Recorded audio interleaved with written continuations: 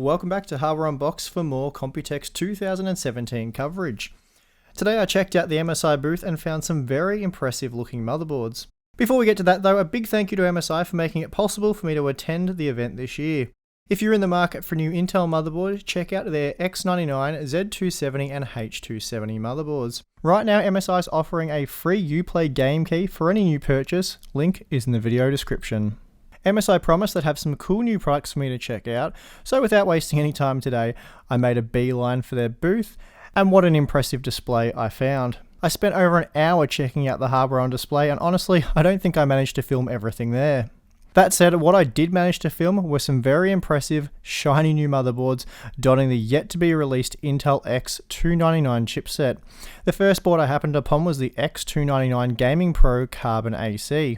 Like all X299 boards, it will feature full support for Intel's Core X series of processors, which includes an 18-core Skylake X processor, as well as Kaby Lake X quad-cores.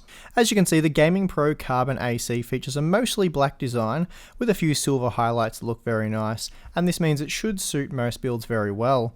The board was surprisingly light on cooling though, particularly given it includes a 10+1+1 power phase design, offering features such as load line calibration and MSI's turbo socket. The CPU is also fed additional power via an 8-pin plus a 4-pin power connector, so I imagine there'll be more than enough power delivery for maximum overclocking headroom. There's no shortage of DIMM slots either. In total there's 8 DDR4 DIMM slots allowing for a maximum memory capacity of 128GB.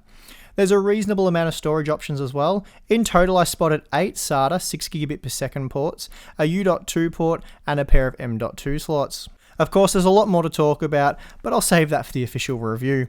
Before moving on though, I did find another X299 Gaming Pro Carbon AC board, and this one was fitted with a very impressive looking water block from EK.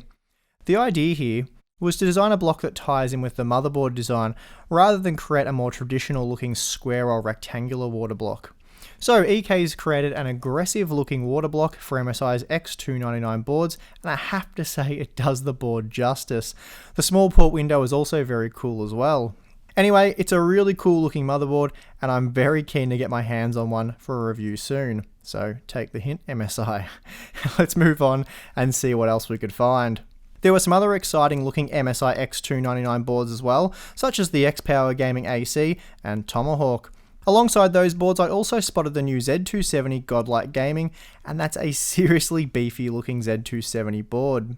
For those of you interested in something that's still very flashy, but much more affordable, the B350 Tomahawk Arctic may be of interest. This board would be a great pairing with the Ryzen 5 1600. Priced at $120 US, it's certainly one of the pricier B350 boards, but hey, just look at the thing. If you're wondering what the Tomahawk Arctic looks like in a build, then check this out. Here we have a fantastic white themed build supporting the Ryzen 5 1600 processor, 32GB of HyperX white memory, and MSI's RX 580 ARMA graphics card. Displaying all this hardware was a modified InWin 303, and wow, what an eye-catching build it was. But hey, if white's not your thing, then perhaps a PC that blends in with a more temperate climate will entice. That is assuming you game outside. Here we have a system featuring MSI's new camo-themed hardware. On display is the Z270 Camo Squad motherboard and GTX 1060 Camo Squad graphics card. Like all things, it won't appeal to everyone, but I thought it made for a pretty unique looking gaming system. Getting back to the AMD AM4 hardware, I came across the X370 Gaming Pro Carbon AC, which is a relatively new model supporting wireless AC networking support out of the box. But before I got a chance to have a closer look at the board and check out that wireless AC module, my MSI contact shuffled me along to this board. Now, what we have here is a brand new motherboard, the X370 Gaming M7. This board utilizes a dedicated clock generator, along with DDR4 boost and game boost. MSI tells me that these features maximize the board's overclocking potential, allowing for higher CPU and memory overclocks. Something that really caught my eye was a strange looking heatsink on the bottom of the board. To me it looked like it was covering the M.2 slots, so was this some kind of upgraded M.2 shield? Well, it turns out that's exactly what it is. Once you remove the pair of M.2 screws, the heatsink seems to lever up on what must be a hinge, and this allows the user to install one or two M.2 drives in what MSI calls the twin turbo M.2 ports. Once the drives are slotted into place, the heatsink simply clamps down on top of them. MSI claims this improves thermal performance and protects against EMI interference. Once again, I'm pretty keen to put their claims to the test.